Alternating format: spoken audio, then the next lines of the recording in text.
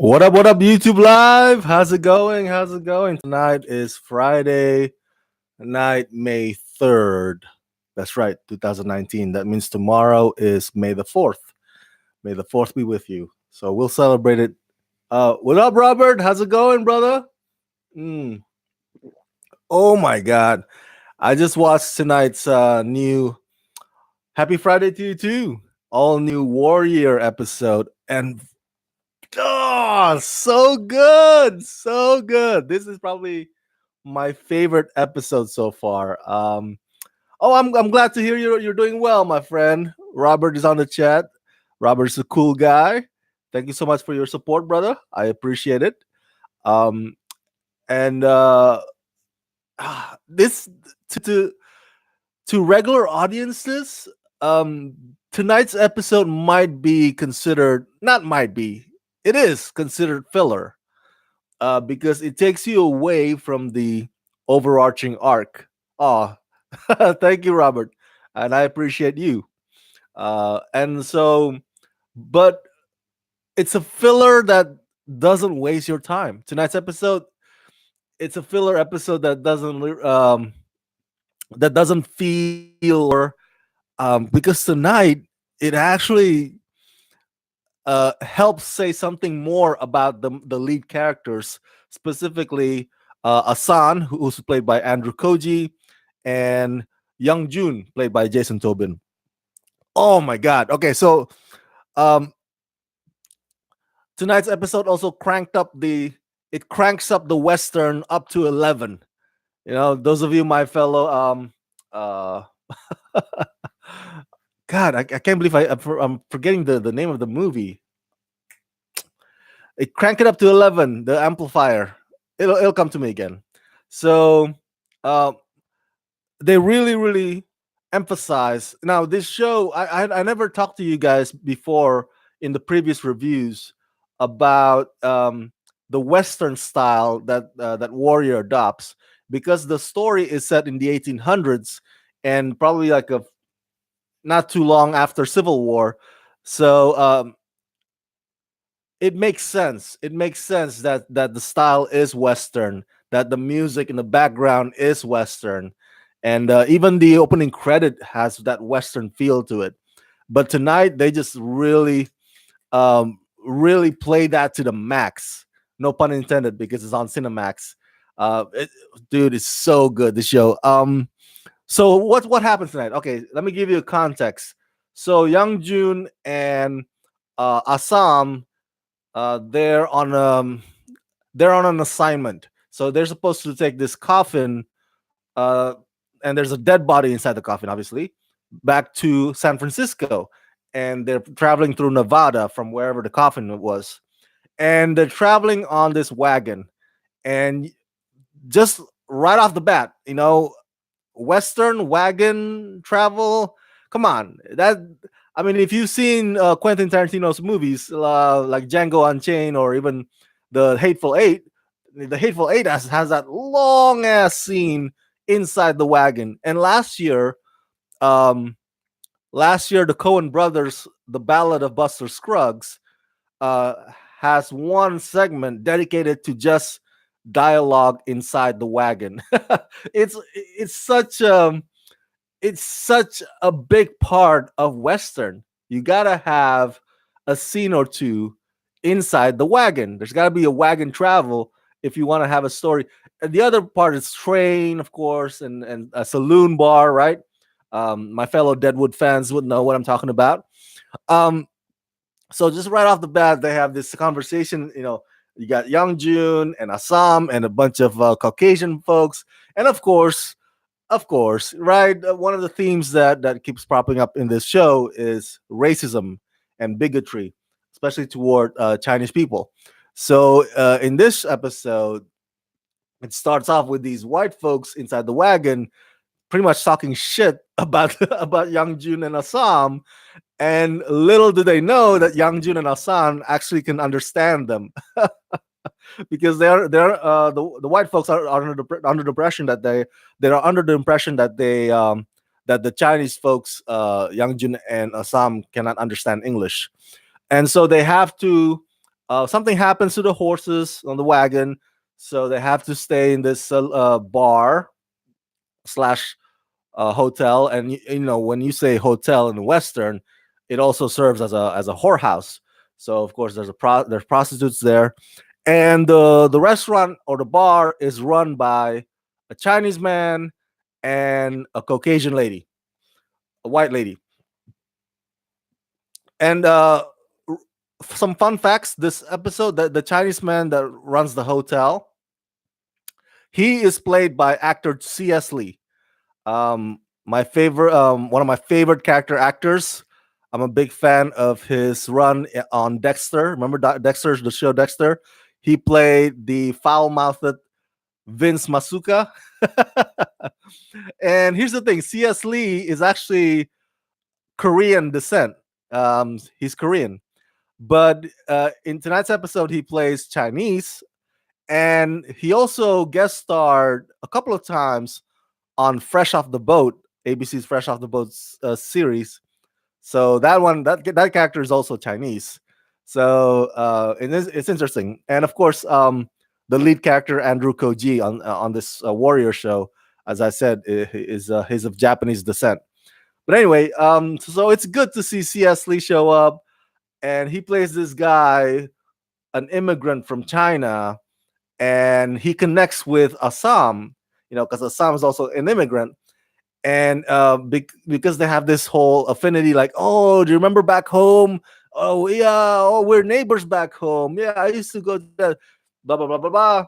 That makes Young Jun kind of not envious. I guess you could say it makes him feel down a little bit because Young Jun is born in San Francisco and he's never been to China.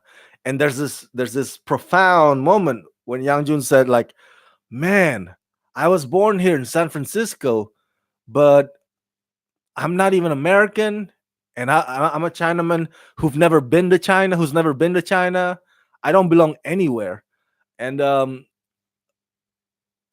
that that that moment, for some reason, it resonates with me. Now, I was an immigrant. Now I'm a U.S. citizen.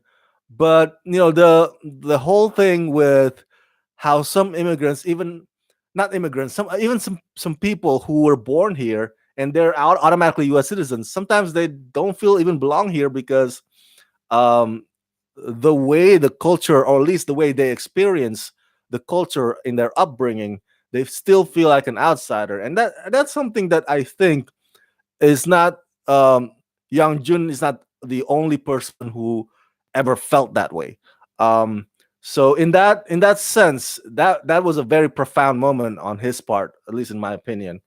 Um, of course, there's another character who's also racist, this white fella causing trouble and about to, like, fight Assam, but then he gets his head blown off by the robbers. I told you they crank up the Western in this episode to 11. So they even bring in robbers, right? Because you gotta have robbers in a Western story. You know, uh, like Jesse James who robs trains. Yeah. So in this case, the robbers come and they're after the thing inside the coffin. Turns out the coffin does have a dead body in it, but inside that dead body is gold. Gold! Holy smokes! Assam finds out about it. And of course, there's this bar brawl, and they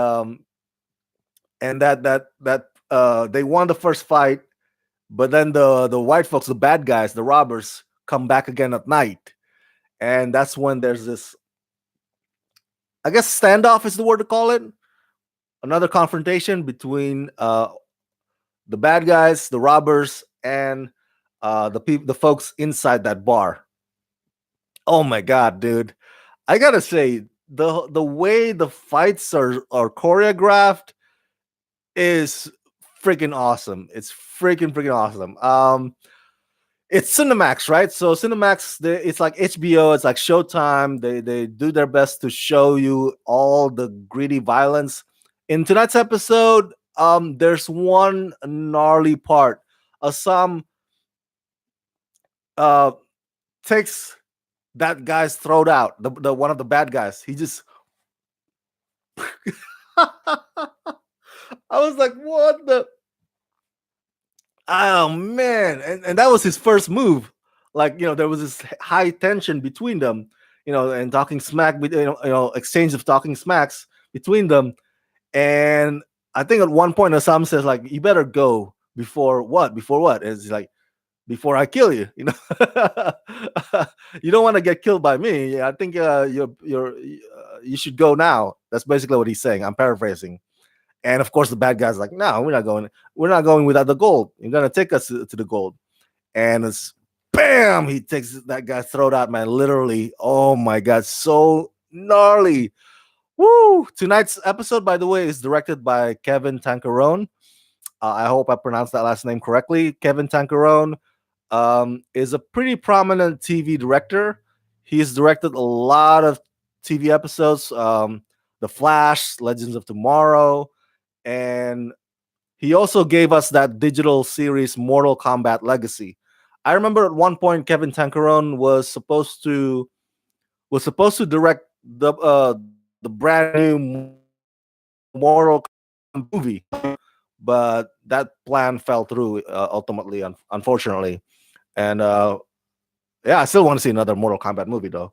So anyway, another thing that I have on my note, this episode, yes, the action, the fights were great. The way it is shot. There's one point where Assam um, finds himself thrown across the bar. And then you see like a freaking fire lit up on top of the bar. That's so nicely done. It was very artfully done.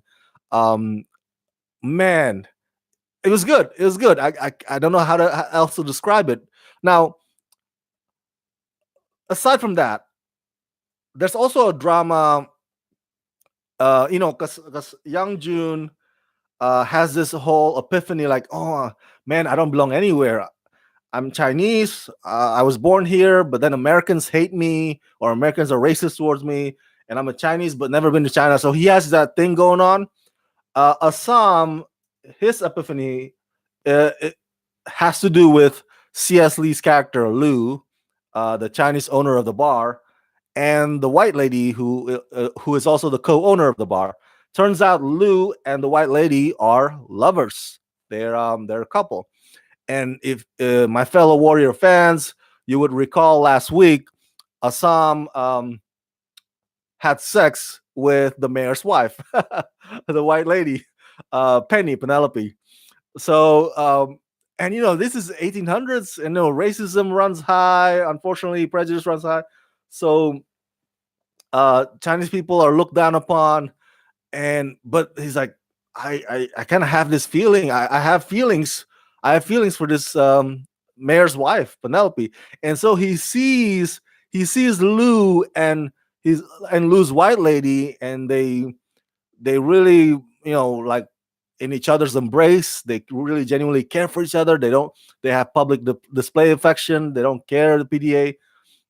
He sees that. I'm like, and he thinks like, wow, could that be me? Like, you know, he imagines the possibilities. Like, but then again, you can tell that there's a part of him that says, well, that kind of stuff might fly here out in the middle of nowhere in Nevada desert, but in San Francisco, where it's crowded, a lot of eyeballs, people talking, people gonna be like, kicking the shit out of you at night for looking at you the wrong way because you're Chinese.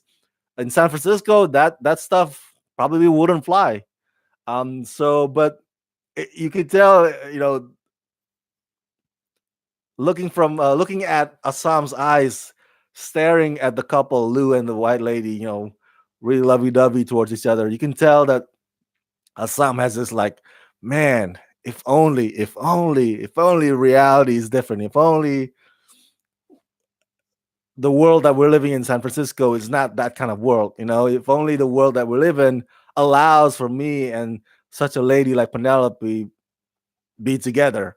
And I mentioned to you that also kind of because this show is based on the writings of Bruce Lee, and I mentioned to you that that kind of, I guess you can say, parallels um, with the fact that Bruce Lee was married to a white woman, and so I don't know if that is intentional on the writers or the show's part, um, but I think it's a smart move, um, to have it that way between Assam and Penelope, and that adds to the drama, because there's only all kinds of drama going on in Warrior, the gang wars and whatnot, and now you have this a Chinaman with a white lady who is the wife of a mayor, Durams, dun dun dun. That's gonna be another soap opera. um, so yeah, such a great episode tonight, man. Again, and Youngjun too. Youngjun even meets the love of his life, this Native American prostitute who is just the sweetest lady. After they had sex, apparently he has feelings for her, and of course, fate has it that they're not meant to be together. So after um, they kill all the bad guys, of course, Asan and Youngjun have to ride off into the sunset or go back to San Francisco. Um, but yeah, if you are a fan of Western like I am, I'm a huge fan. I watch all the spaghetti Western like Sergio Leone. Um, I love Deadwood. I can't wait for Deadwood movie. Um, you know that Western is few and far between these days. Very few, far between in theaters and on TV shows. So when you have something like this comes along, you just appreciate it, because it's rare to see a good Western. And the way they pay homage to everything Western tonight is just, it's nicely done, man. Nicely done. On top of the fact that the kung fu choreography was just badass, badass to the bone. Oh man, woo! All right. That's all. Those are the notes that I have, the thoughts that I have about tonight's episode. I really recommend you go watch Warrior. It's on Cinemax every Friday night. Please show it some love, um, because the show has already been renewed for second season. So it's not like I'm asking you to, hey guys, come watch it. So it'll get renewed.